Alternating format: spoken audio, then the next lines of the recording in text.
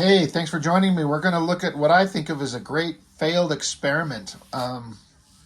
Sovereign 7 from Chris Claremont.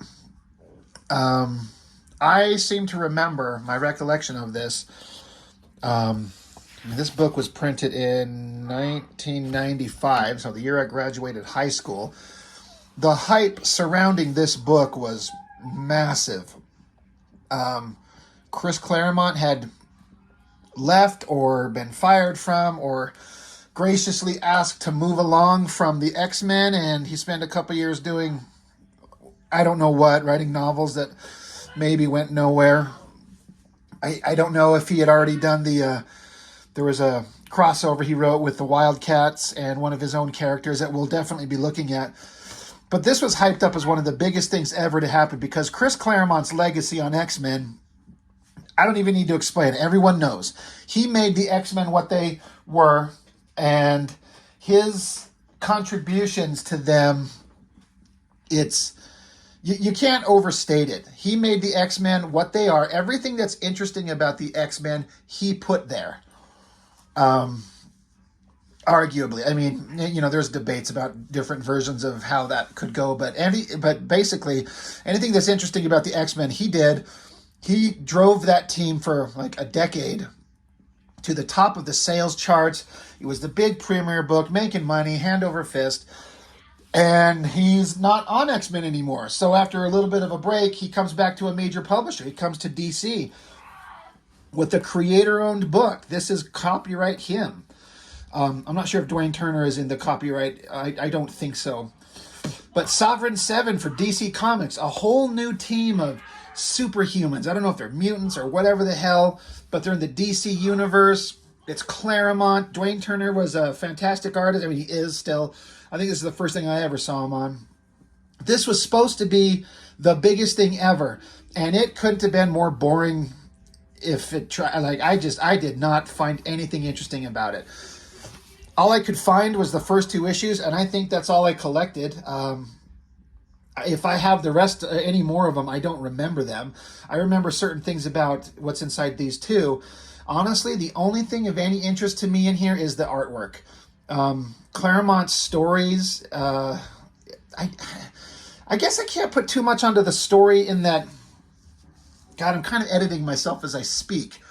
I like the art, but also the art is a detriment in certain ways inside here. It's very cluttered, and I don't think the coloring helped it. I think they were really getting into this computer coloring, and they hadn't quite figured out ways to make things look truly the best possible way. So while there's certain things about the artwork that look great, the artwork is also a detriment. And because I can't visually look at it and enjoy it too much, the story is a little bit harder for me to get into.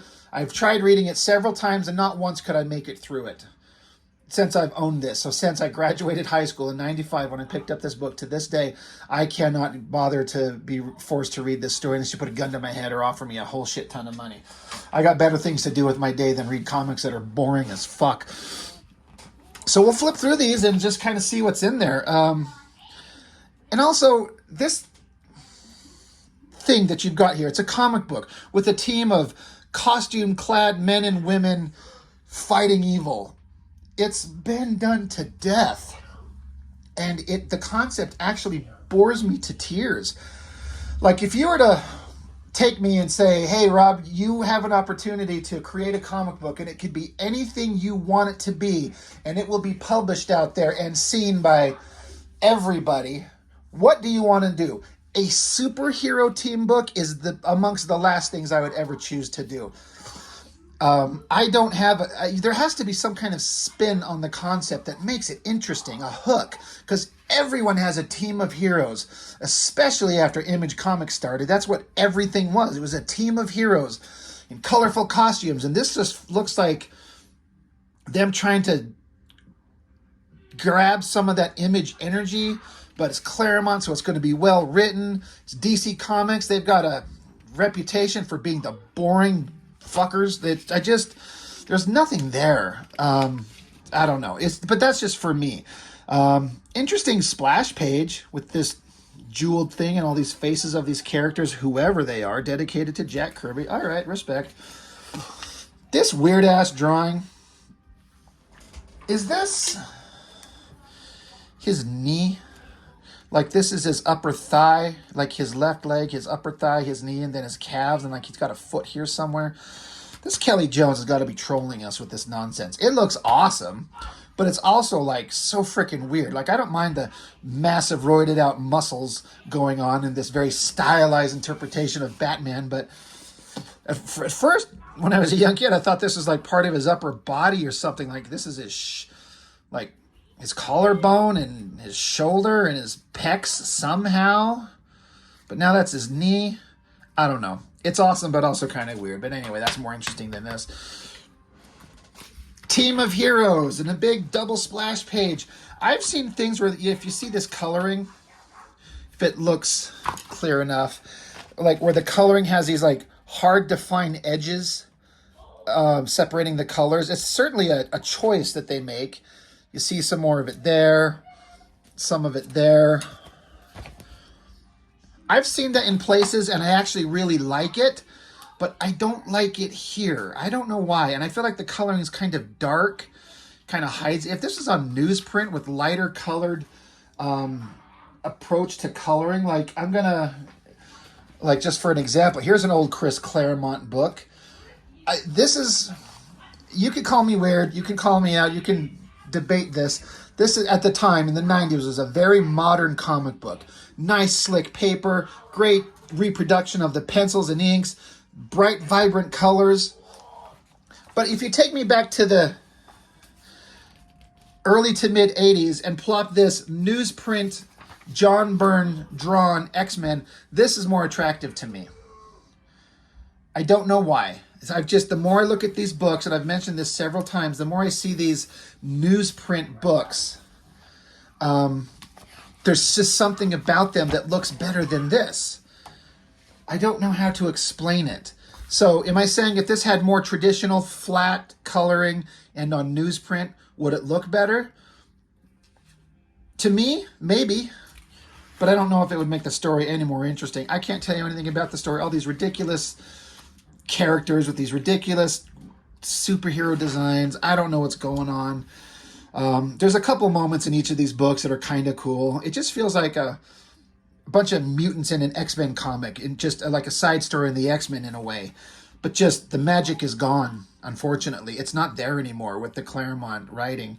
It's a hell of a big splash page. I'm going to have to say, in this book and in the next one, there's a couple instances where people like to call out Rob Liefeld for not drawing feet. You'll see that a couple of times.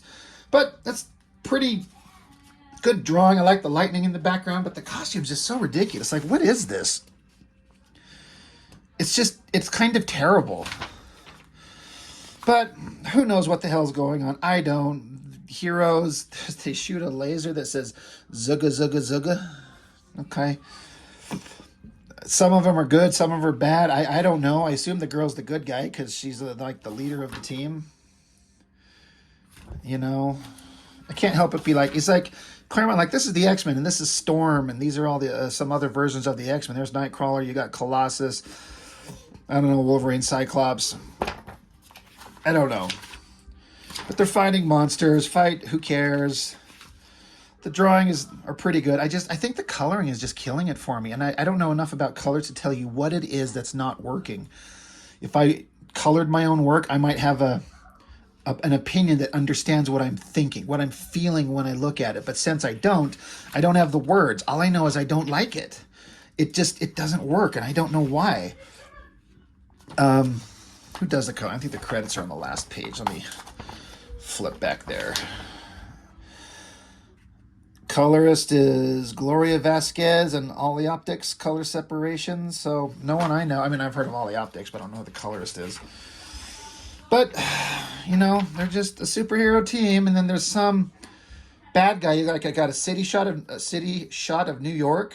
Like there's a Twin Towers and the Empire State Building, I believe. Look at this giant motherfucking tower. Like, I get it's just a comic book and it's for exaggeration, but I could never draw something like that and just get away with it. Like, these are massive skyscrapers, and this thing is like 1, 2, 3, 4, 5, like 6 times taller than the tallest building. It's too much.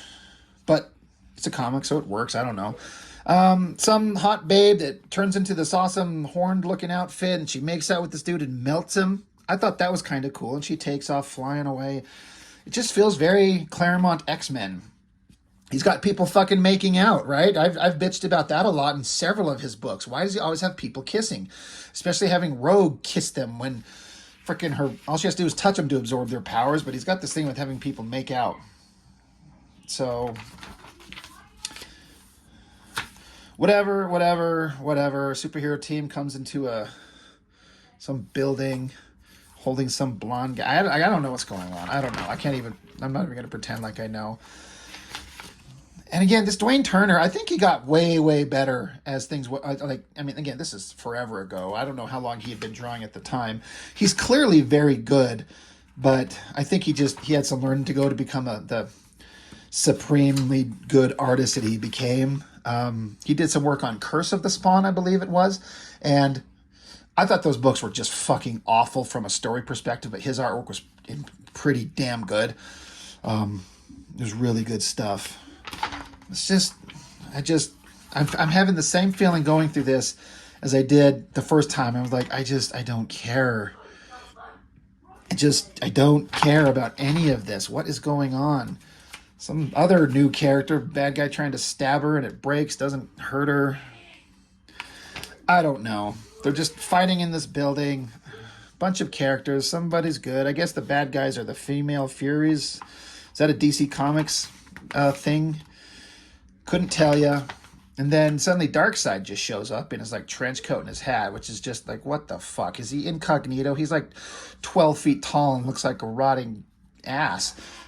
But he's got a trench coat and like this feels like something Claremont would do. But I don't know. Is that a consistent is that a thing in DC? Darkseid just showing up in a hat and a coat, and he's like, no one can see me. There's the missing Liefeld feat. Like, look, he's straight up throwing rubble down. I mean, it kind of makes sense in the context where there's destroyed ground, so there'll be rubble everywhere, and they're standing amidst it. But I couldn't help but Mr. Liefeld would be proud. Anyway, just boring.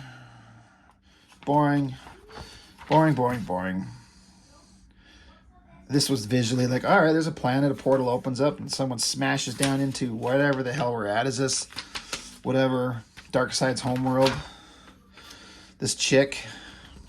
It's not really weird. Even at the time, I thought the anatomical body here, this wide upper body, and somebody is standing there clutching their cape in their fist and holding a skull over. It's like very stereotypical. I don't know. It's just kind of silly. Man, that comic bored me to fucking tears. It's just awful. Let's see if issue 2 has anything more interesting.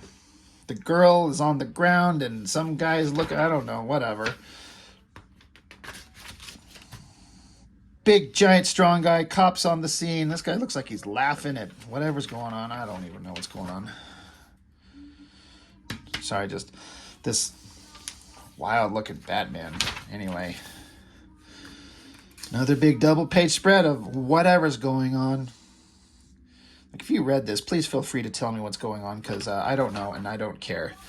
There was one bit of drawing, a couple of panels on a couple pages here that I always remember liking a lot, and you'll probably see why I liked it when we get to it, because I'm a simple man.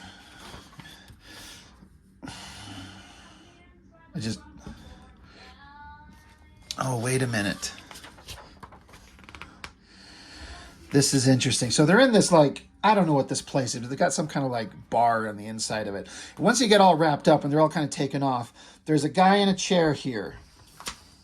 I can't really tell. You can't really see anything here, but you hear his voice. He says, I hate to interrupt a good scrap, ladies, but what's a guy got to do to get himself a flamin' beer?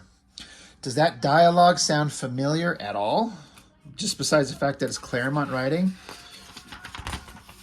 So this dude, whoever this guy is, picks up a beer and chucks it at him and says, I'm obliged, bub. And then you see his cowboy boots and a hat on his head, and you hear the sound snicked. So this fucking little microscopic Wolverine cameo without it saying it. But bub, snicked, So I'm like, all right, Wolverine's there. That's fine. Reflex. That's the name of one of the characters. I don't care. So this girl, she gets teleported away and knocked down, falls down. I like when it gets less cluttered and just kind of more single character stuff, then suddenly I'm like, all right, this is visually interesting. That's a good figure. This looks like he reproduced. He probably drew that pen. I was like, I got to draw a cover. Let me just put the same drawing on the cover. Just change the angle. That's a hard angle to get, to draw anybody at this kind of like perspective with their body going away like that. But he nailed it pretty good on both of them. Really good. I don't know. Is she dead? Somebody's putting the coins on her eyes to send her into the afterlife, and her body twitches and her ghostly spirit arises out of it.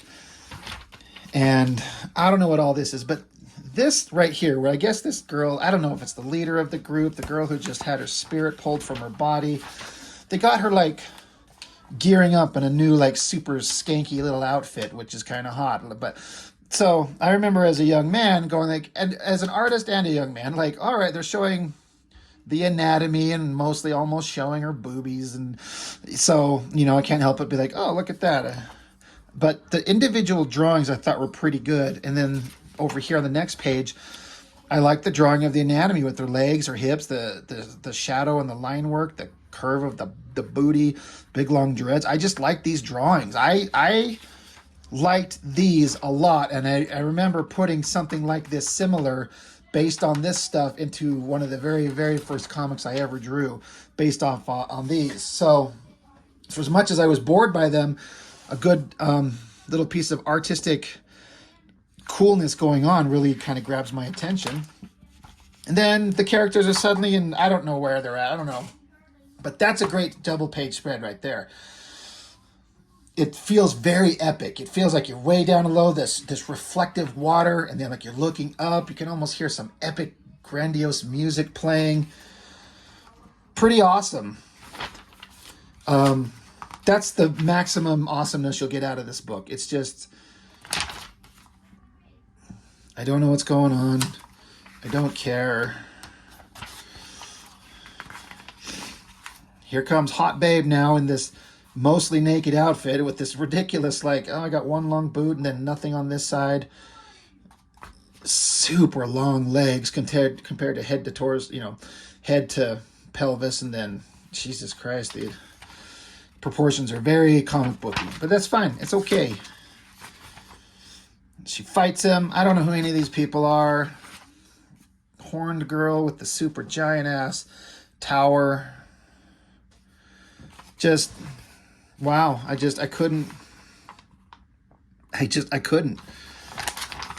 So, again, if I had any more issues, I don't recall, and I don't think so. These are just beyond dull. But that's just me. Did it go? Did any of you out there pick this up and read it? Did it go anywhere? Were you fascinated by it? Was it a success? I started out saying that it was a failed experiment because the hype built up to it was so big. It was all over Wizard magazine and everything, all the news, the comics, like trades and books that were talking about anything was Claremont's doing a new team book, Sovereign 7. Be there to witness the beginning of history. Yeah, we didn't witness shit. It didn't happen. There was nothing there. So that's all. That's all I've got. So anyway, thanks for joining me. See you next time.